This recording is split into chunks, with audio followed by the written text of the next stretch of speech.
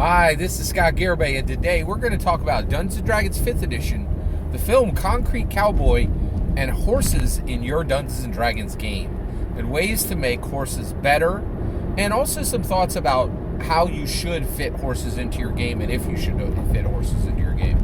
Alright, so let's talk about this. Alright, so I'm so inspired by Dungeons & Dragons. One of the things that's really a big part of my life now is the 3 Dungeons & Dragons 5th Edition aspects, which are interaction, exploration, and combat.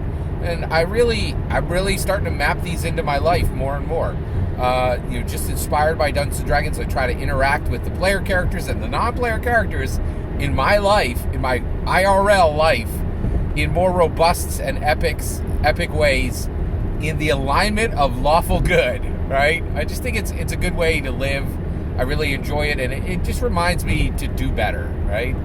Another one is exploring the area I live in. There's lots of quests, there's lots of adventures to be had right in the area you live in, right? And you might not think there is, but there is. If you think there's no quest to be had, no adventure to be had where you live, you're simply not looking around hard enough. So this is another just inspiration I'm taking from Dungeons & Dragons. And last, we should all be combating the deficiencies in ourselves. I think it's important, right? So part of the exploration column, I've been exploring Philadelphia specifically more and more. So recently I was watching, it was just during the week, and I finished a hard day, and I'm like, I'm going to watch a movie. So I'm a big fan of Idris Elba, and I watched his new film, Concrete Cowboy. And I did not know this. The whole movie was about urban cowboys in North Philadelphia. And North Philadelphia has a history of urban black-owned stables and black horse riders in the city of Philadelphia. I knew nothing about this.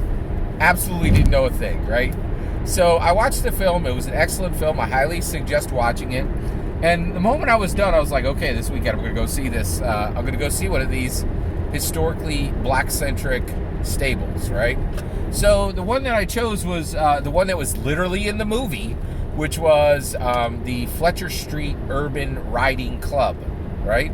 So I just, strapped my bike on my car, headed to North Philadelphia, found a free place to park, rode over to the Fletcher Street Riding Club, and checked it out, right? And it's still there. I couldn't believe it. And I was literally riding my bicycle to, I had to find free parking, so I was just riding the last mile on my bicycle so that, I wouldn't be close to the place and I'd have an easy time getting the parking. And so literally as I approached the Fletcher Street Riding Club, a dude was walking a horse in the middle of the street. I couldn't believe it, right?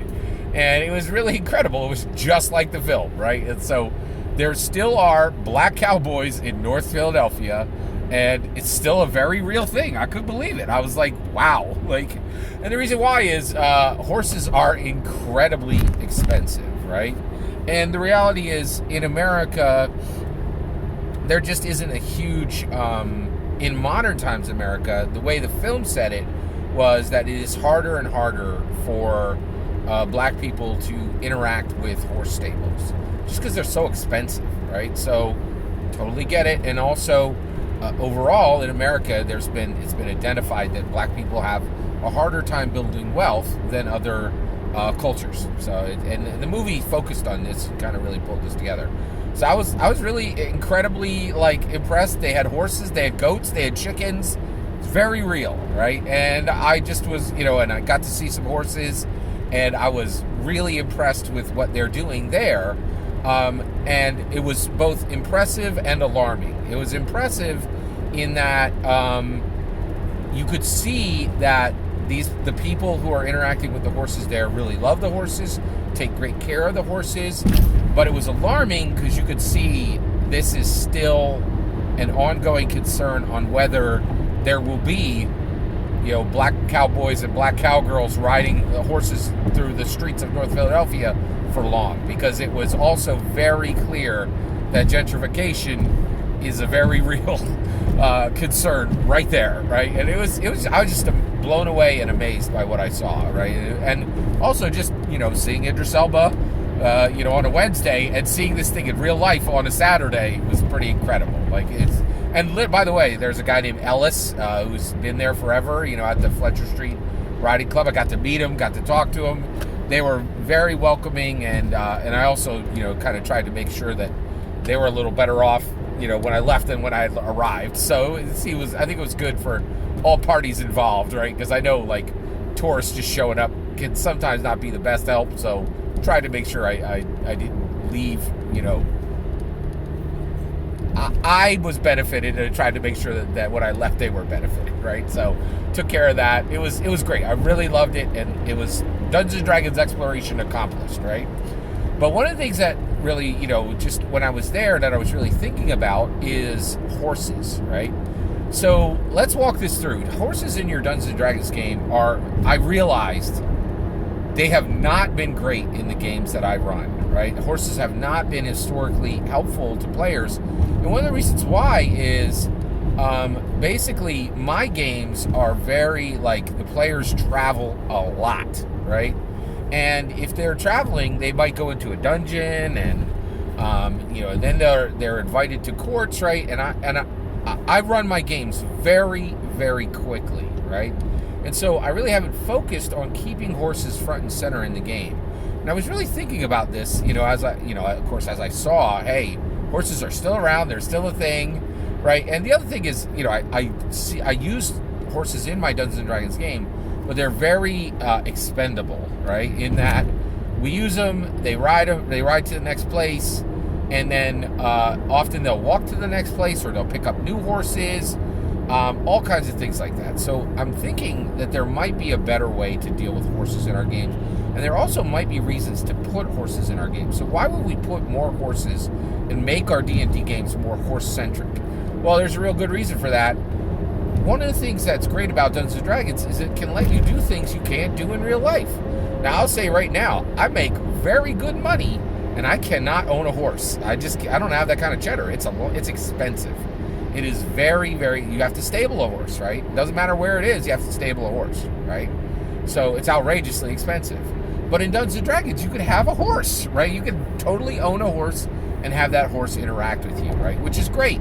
And I think more and more we should be really thinking about the games that we're running, the games we're playing, and saying, what's the value here? Where is the value proposition? And like, what is the important aspect? What can my D&D game give to these players that they can't get anywhere else?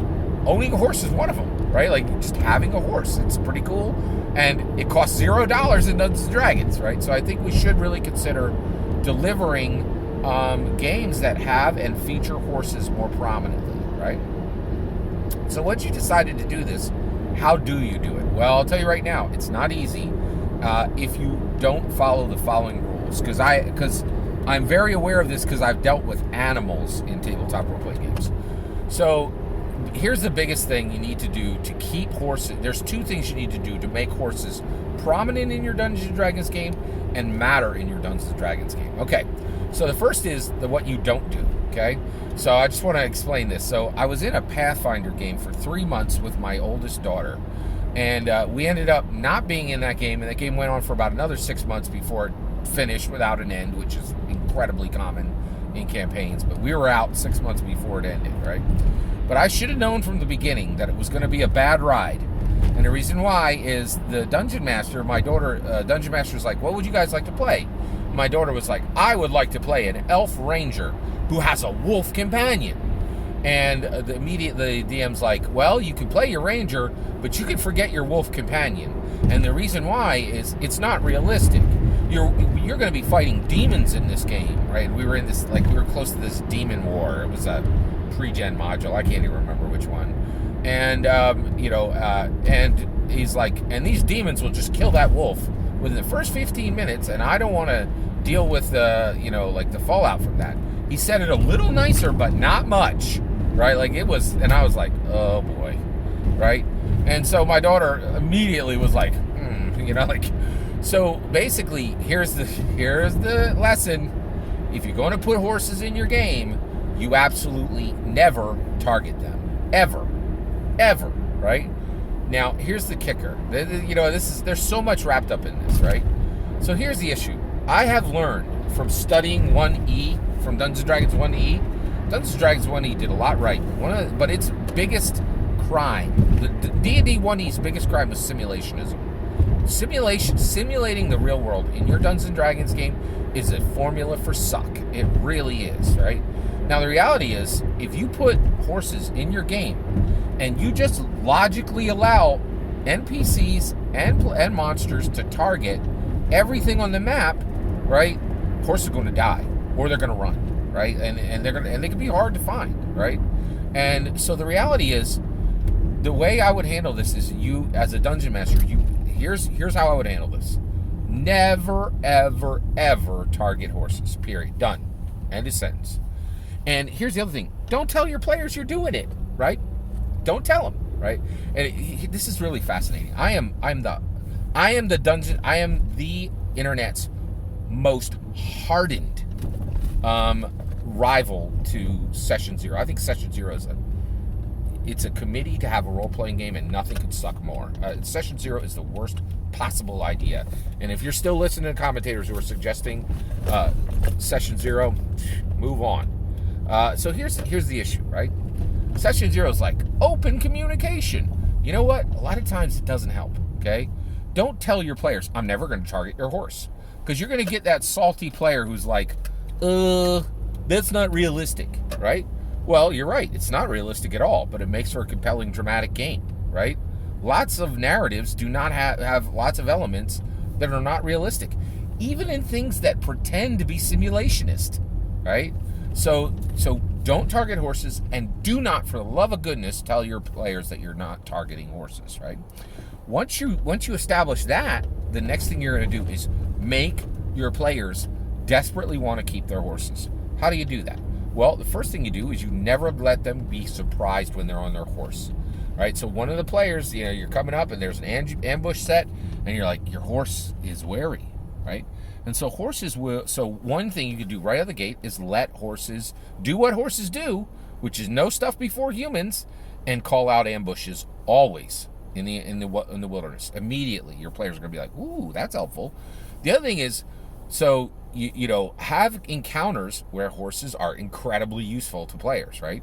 So you get this encounter, they come across some brigands on the road who are stealing from a merchant, right?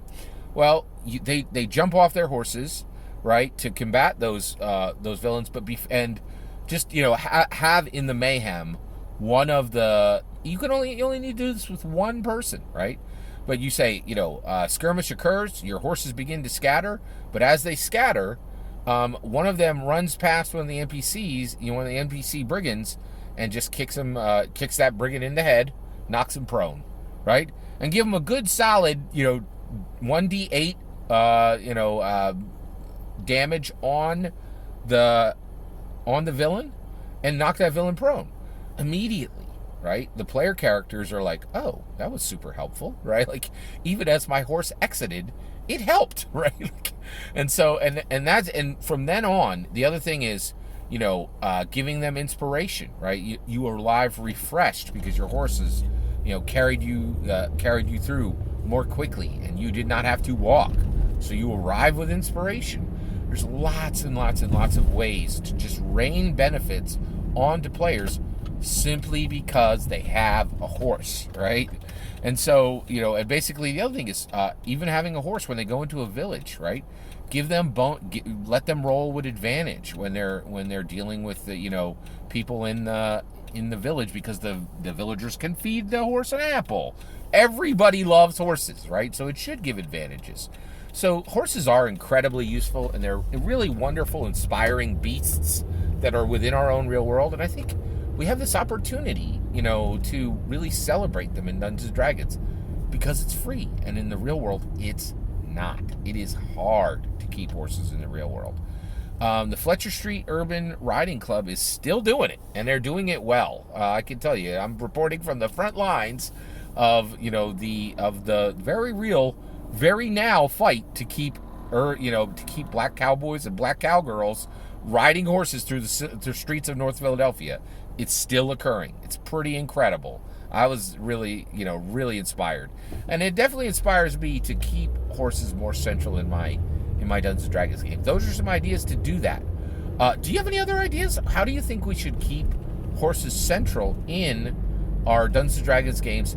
And what are ways we can reward player characters for taking the time to care for and care about their horses in Dungeons & Dragons? I'd love to hear your thoughts. Let me know in the comments below. Please consider liking and subscribing, and have a wonderful millennium.